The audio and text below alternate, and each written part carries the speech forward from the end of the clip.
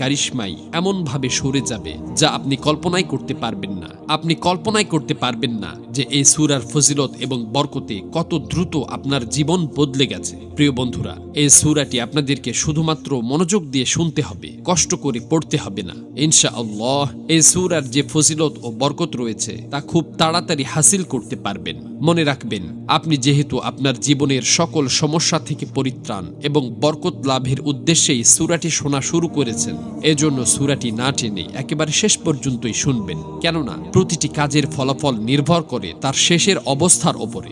ওই মহান আল্লাহর কাছে দোয়া করছি, তিনি যেন আপনাদের সকল অপূর্ণ আশা পূরণ করে দেন, আপনাদের জীবনে অঢেল বরকত দান করেন, অঢেল নিয়ামত দান করেন এবং আপনাদের জীবনের সমস্ত চাওয়া পাওয়াগুলোকে কবুল করে নেন।